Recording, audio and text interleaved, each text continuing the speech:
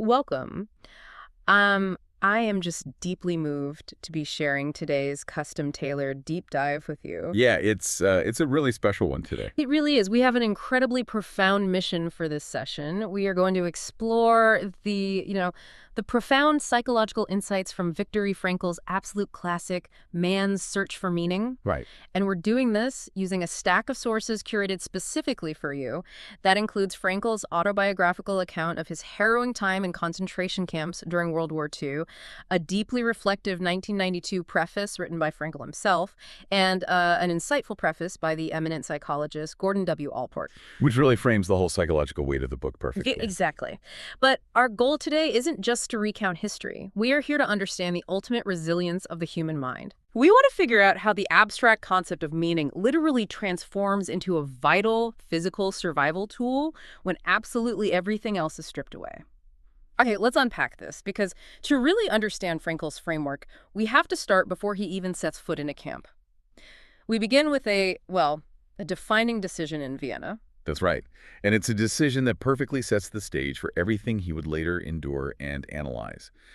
In the years before the United States entered World War II, Viktor Frankl was already a prominent, highly respected psychiatrist and neurologist in Austria. Right, he wasn't just starting out. No, not at all. So when the occupation began, the danger to Jewish citizens like Frankl was obvious and immediate. But he actually had a lifeline. He received an invitation to go to the American consulate in Vienna to pick up his immigration visa. Which, I mean, that must have felt like a miracle at the time. His elderly parents were overjoyed, right? They assumed their son was going to escape to safety. They did. But Frankl hesitated. He found himself in this agonizing internal debate. On one hand, he could go to America, be safe, and foster his brainchild, his life's work, logotherapy. And just to briefly ground that term for you listening, logotherapy is, at its core, the psychological theory that human beings are fundamentally driven by the desire to find meaning in life, rather than being driven by pleasure or power. Precisely. So he could take his logotherapy to America and write his books on fertile soil. But on the other hand, he thought about his responsibility to his parents. If he left, they would inevitably be sent to a concentration camp. He wrestled with this, hoping for what he called a hint from heaven. Wow. And then he noticed a piece of marble lying on a table in his home. I remember this part of the account. He asked his father where it came from. Yes, his father explained that he had rescued this piece of rubble from the site of the largest Viennese synagogue, which had just been burned down. It was a fragment from the tablets of the Ten Commandments. And engraved on this specific piece of marble was a single, gilded Hebrew letter.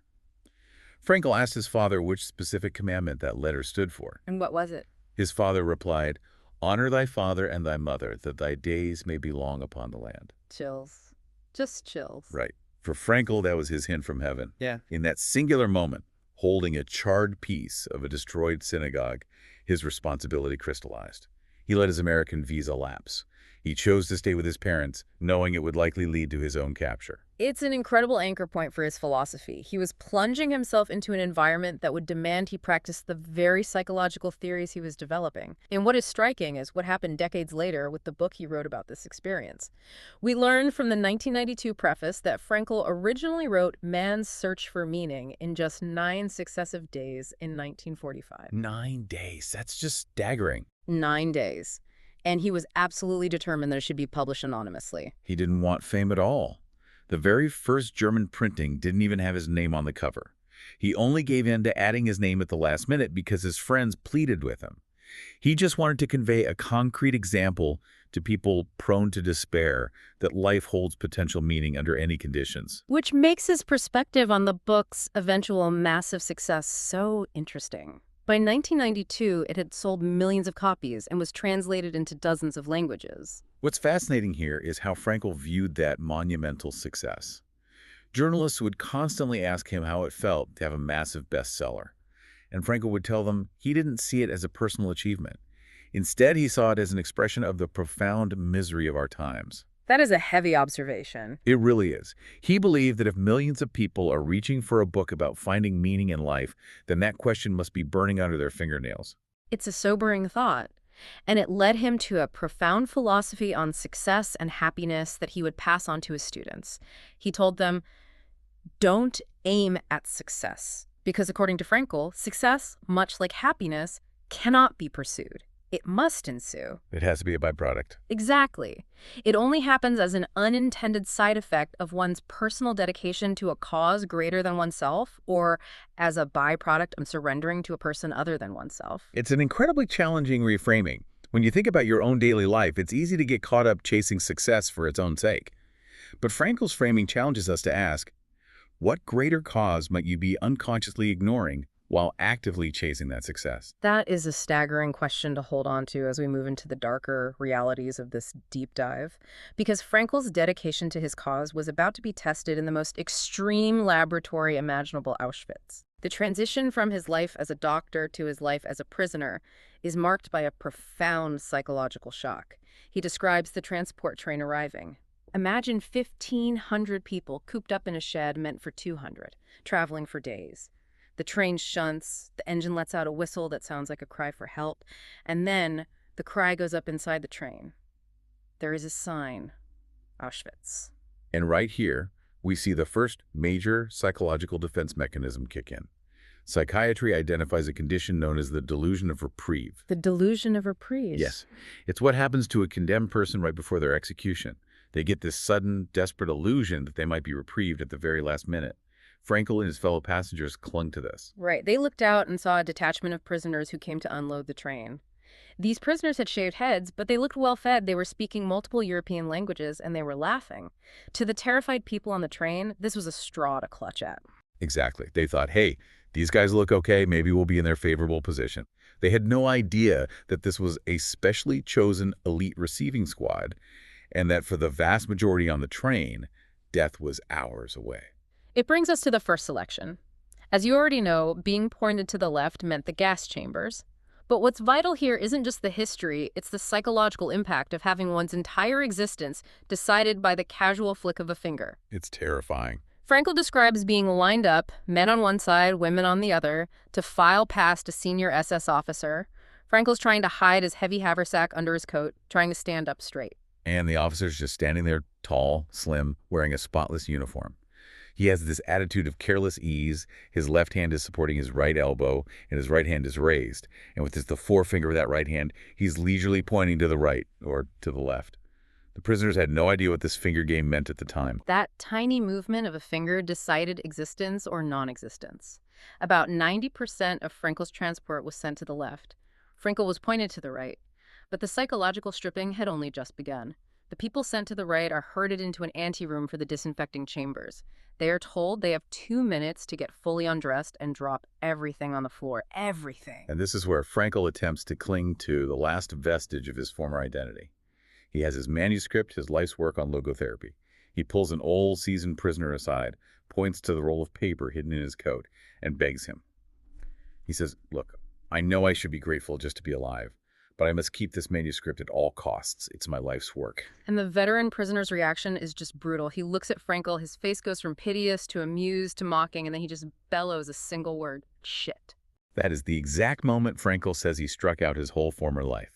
That word represented the ultimate reduction of a human being to what Frankl calls naked existence. The guards take their clothes, their watches, their hair. They are shoved into showers.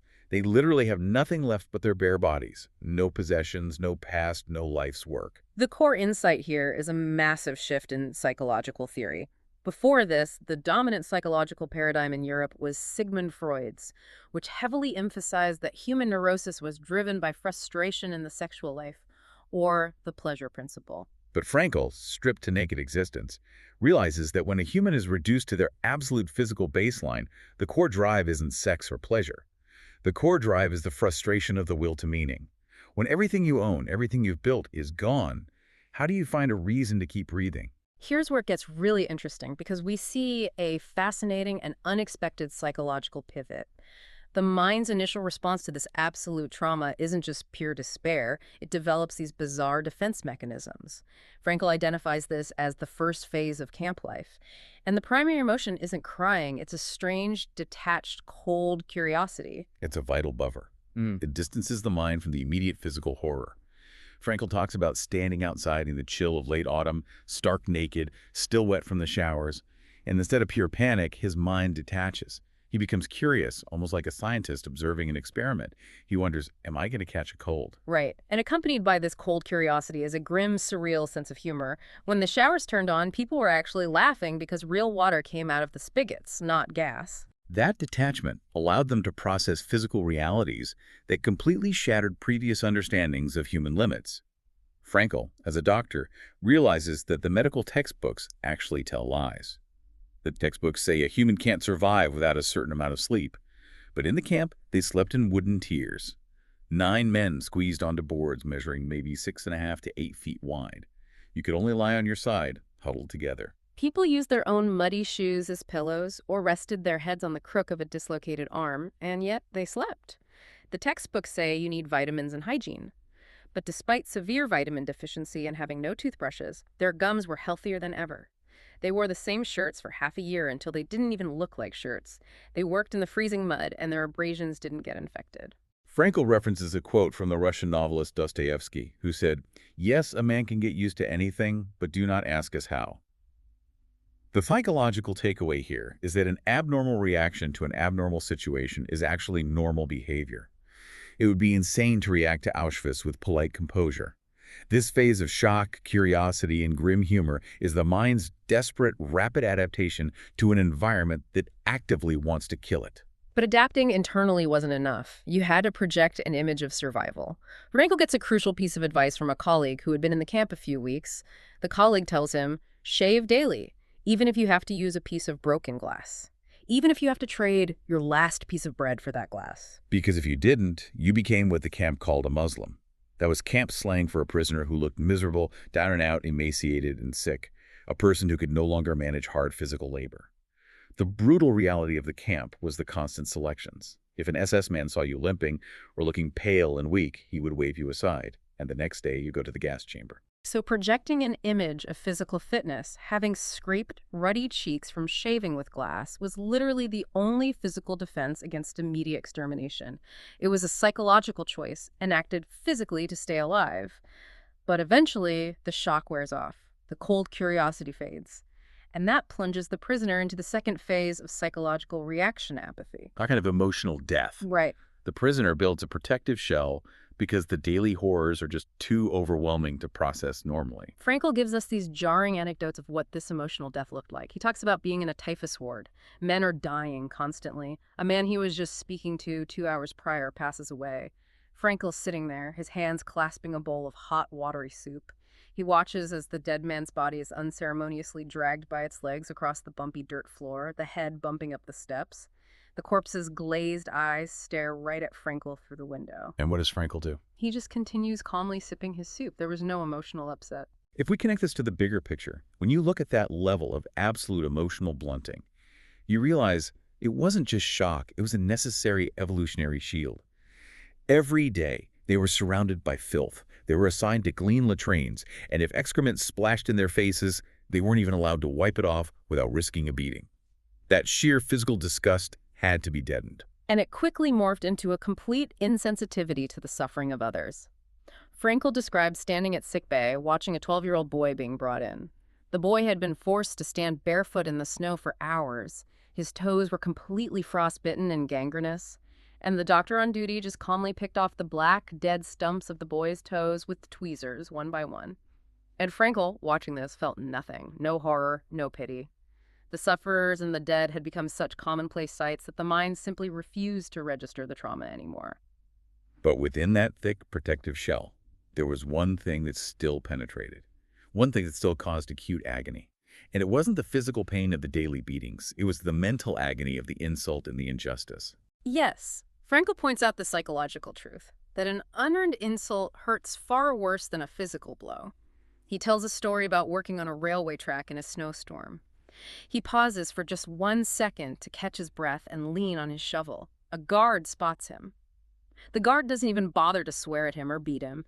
Instead, the guard playfully picks up a stone and throws it at Frankl. Frankl says it was the way you would throw a stone at a beast of burden, a domestic animal you wanted to call back to its job. The pain wasn't physical. It was the realization that this guard viewed him as a creature with which he had so little in common that he didn't even merit a punishment, just a rock thrown at a beast. And we see that agony of insult again when Frankel encounters a chubby-cheeked foreman at a work site in the freezing forest. Frankel is physically weak, struggling to dig in the frozen topsoil. The foreman, wearing lovely warm gloves, just stands there watching him silently. Then the foreman starts screaming at him, calling him a pig, mocking him, saying he'd never done a stroke of work in his life. The foreman asked him what he used to be, a businessman. And Frankel, pushed past caring, stands up and looks him in the eye and says, "I was a doctor, a specialist." The foreman mocks him further, assuming Frankel just extracted money from people. Frankel replies that he worked in clinics for the poor for free. That was the breaking point. The foreman threw himself at Frankel and knocked him down in a mad rage. But Frankel notes that the physical blow was nothing compared to the indignation he felt at having a brutal, vulgar man stand in judgment of his life's work and his character. The primary takeaway here is that physical trauma damages the body, but unjust invalidation damages the self. Frankel realized that maintaining a boundary of internal dignity is a crucial survival mechanism. It proves that even beneath the thickest shell of apathy, the human need for dignity remains intact. So what does this all mean? How does someone survive when their dignity is constantly assaulted, when their body is starving, and when death is a constant shadow? Frankel synthesizes his entire experience down to a core message, relying heavily on a quote from the philosopher Nietzsche. "He who has a why to live can bear with almost anyhow." This is the absolute central theme of Frankel's existential analysis and logotherapy. The concentration camp conspires to make the prisoner lose their hold on everything. Every familiar goal, every possession, every loved one is snatched away. The camp controls what you eat, where you sleep, when you work, and whether you live or die. But Frankl realized that they could not touch what he calls the last of human freedoms, and that freedom is the ability to choose one's attitude in any given set of circumstances. You cannot choose your situation in Auschwitz, but you can choose how you respond to it. You can choose to be worthy of your suffering. And we see Frankel actively applying his psychology, his meaning right there in the freezing mud to keep himself alive. He literally became the psychotherapist to his capo. Now, Capo was a prisoner who acted as a trustee, given special privileges by the SS to manage the other prisoners. Some were even more brutal than the guards. But Frankl's capo had a broken heart. So on the long, dark, freezing marches to the worksite, Frankl would listen to the capo's love stories and matrimonial troubles. He gave him psychotherapeutic advice. And because of this, the capo liked him. He reserved a spot for Frankl in the front rows of the marching formation, which meant Frankl didn't get pulled for the worst, most dangerous surprise work details. And at lunch, when the soup was doled out, the capo would dip the ladle all the way to the bottom of the vat and fish out a few extra peas for Frankl. Applying his life's work literally saved his life. This brings us to a crucial, expansive contrast between Frankl's findings and the prevailing psychological theories of his time, particularly those of Sigmund Freud. Freud argued that human beings are largely driven by deterministic forces, our unconscious desires, our base instincts. Freud hypothesized that if you took a diverse group of people and subjected them to the exact same conditions of absolute starvation, all their individual differences would blur. He believed they would all revert to the exact same base animalistic behaviors just to survive. Essentially, Freud thought starvation would act as a great equalizer, reducing everyone to the exact same primal urges. Exactly. But Frankl, who actually lived through that exact laboratory of starvation, saw the exact opposite. He saw that extreme circumstances don't flatten human nature, they reveal it. The capos are the perfect example. They were average men, ordinary prisoners. But when placed in a system that rewarded brutality, many chose to become vicious oppressors to survive. Yet in that exact same environment, under the exact same threat of starvation, other prisoners chose to walk through the barracks, comforting others, giving away their last piece of bread. So the camp didn't automatically turn everyone into an animal? No, it didn't. Frankl argues that the camp didn't make them beasts or saints. It acted as a crucible that revealed who they truly chose to be. It proved that human beings are not just the product of their environment or their conditioning. Even when you are starving, even when you are stripped of everything, you still retain agency. You still decide what kind of person you're going to be in the face of that suffering. It is a stunning realization. This deep dive absolutely proves that finding meaning isn't just some abstract philosophical luxury for people with too much time on their hands. Meaning is the fundamental driving engine of human survival and resilience. Without a why, the how crushes you.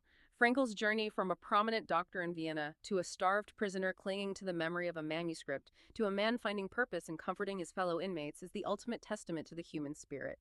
This raises an important question, and it's one I want to leave you with, drawing from Dr. Gordon Allport's beautiful preface to the book. Dr. Allport notes that in logotherapy, the challenge is to help someone weave the slender threads of a broken life into a firm pattern of meaning and responsibility. For one person, that slender thread might be a profound love for their children who are waiting for them. For another, it might be a specific talent that only they can use to better the world. For a third, it might be nothing more than lingering memories worth preserving.